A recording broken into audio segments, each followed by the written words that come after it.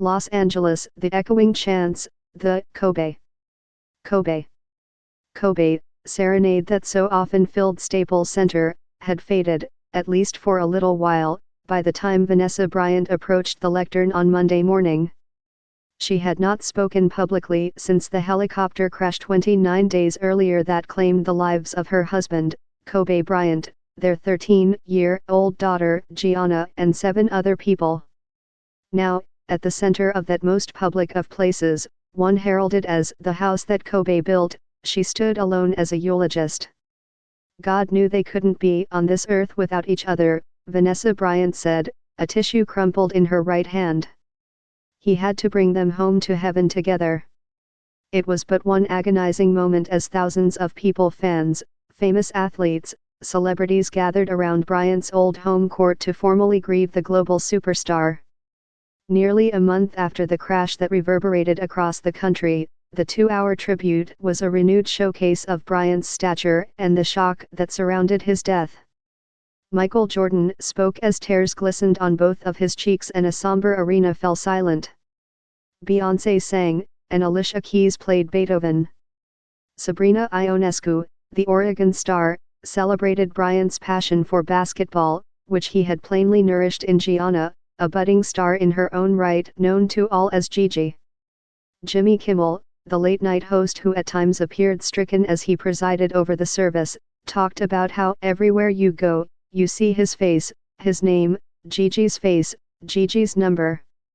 Indeed, as much as it was a wrenching remembrance of how Kobe Bryant's athletic grit and grace dominated Los Angeles' sports landscape for 2 decades, the event was also a grand stage for the girl whose mother saw her as destined for the WNBA, and for women's basketball more broadly. Kobe and Gigi are the heart of Los Angeles, Diana Taurasi, a 4-time Olympic gold medalist, said in Spanish at the close of her eulogy. Los Angeles never dies. The National Transportation Safety Board is leading an inquiry into the January 26 crash, which happened on a foggy morning northwest of the city. Although the federal investigation could take more than a year to complete, many factors, including weather, are being considered as possible contributors to the crash. But the circumstances of the Bryant's deaths drew just fleeting mentions on Monday. With the crowd inside Staples Center limited to invited guests and the small number of people who were able to purchase tickets, gatherings and tributes dotted Southern California as mourners convened around planned and spontaneous viewing events. Hundreds of people watched on a soccer field in Irvine, just as dozens of people did inside City Hall in Santa Ana. In Fullerton, fans in Bryant jerseys watched the service at a Mexican restaurant where Kobe Bryant had favored a tostada with carne asada and a carnitas plate. In the heart of Los Angeles, fans who had come from around the country and were resplendent in the gold and purple of the Lakers tried, often in vain, to find tickets. Kobe was in my life for 20 years.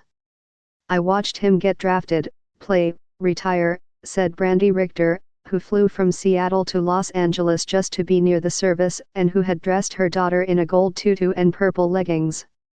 Those in the arena, often hushed and serene on Monday hours before the Clippers hosted the Memphis Grizzlies, or those watching the service on television, saw a thoughtfully constructed lineup of stars who veered between sharing memories of big-time sports and more intimate moments. This is a sad day, Kimmel said, but it is also a celebration of life, of their lives and of life itself in a building where those of us who are Lakers fans and Kobe fans celebrated so many of the best times of our lives. When they gathered this time, it was on a date February 24, 20 replete with symbols. Gianna wore number 2, Kobe wore number 24, he played for Los Angeles for 20 seasons, and he and Vanessa Bryant were a couple for 20 years. Vanessa Bryant first memorialized her daughter as a spunky, rhythmic, sweet-spirited teenager. Gigi was very competitive like her daddy, but Gianna had a sweet grace about her, she said. Her smile was like sunshine. Her smile took up her entire face. And while she certainly recalled her daughter's basketball exploits, she had her eye on playing for Connecticut, long a powerhouse in the women's game. She also remembered her daughter as a baking aficionado, a talented dancer and a maker of handmade cards.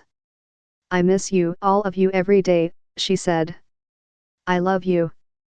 Only then did Vanessa Bryant turn her focus toward the memory of my everything, the man she had dated since she was 17. He was charismatic, a gentleman, she said. He was loving, adoring and romantic. He was, she recalled, the MVP of girl dads, a doting father who liked carpools and bath times and had already been plotting with his wife to be fun grandparents someday. He isn't going to be able to walk our girls down the aisle or spin me around on the dance floor while singing PYT to me, Vanessa Bryant said. But I want my daughters to know and remember the amazing person, husband and father he was, the kind of man that wanted to teach the future generations to be better and keep from making his own mistakes. Her voice grew its most strained near the end. Babe, you take care of our Gigi, she instructed her husband. A few moments later, she added, may you both rest in peace and have fun in heaven until we meet again one day. At moments on Monday, but especially during Vanessa Bryant's eulogy, sports seemed secondary. But there were tributes, of course, to Kobe Bryant's basketball might, the 5 NBA championships, the 81-point game, the deftness and grit of the kid who was drafted right out of his Philadelphia area high school and who became the hardwood heir to and texting buddies with Jordan, the finest player of an earlier generation. He wanted to be the best basketball player that he could be, Jordan said. Shaquille O'Neal, Bryant's longtime teammate in Los Angeles, recalled how Bryant would say others were playing checkers while he played chess. And I would say okay, I guess, Kobe. I don't know how to play chess, said O'Neal, who sometimes feuded with Bryant during their careers. In recent years, though, Bryant sought the counsel of others as Gianna developed her own talents as a player. When the crash happened, the two were traveling to a tournament game in which Kobe was to coach while Gianna played. Ionescu talked about how, in some respects, Kobe Bryant had already practiced coaching by mentoring other players, including herself. He was giving me the blueprint, Ionescu said. He was giving Gigi the same blueprint. But with those plans extinguished, Los Angeles on Monday saw the culmination of a month of public grief even as the city and its heroes recognized that closure, however it comes, might be distant. You said yourself that everything negative pressure, challenges is all an opportunity for me to rise, O'Neal said as he addressed Kobe Bryant. So we now take that sage advice to now rise from anguish and begin with the healing.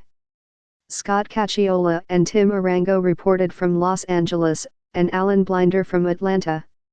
Reporting was contributed by Jill Cowan, Miriam Jordan and Louis Keene from Los Angeles, Sopandeb from New York, Jill Painter Lopez from Fullerton, California and Mark Stein from Dallas.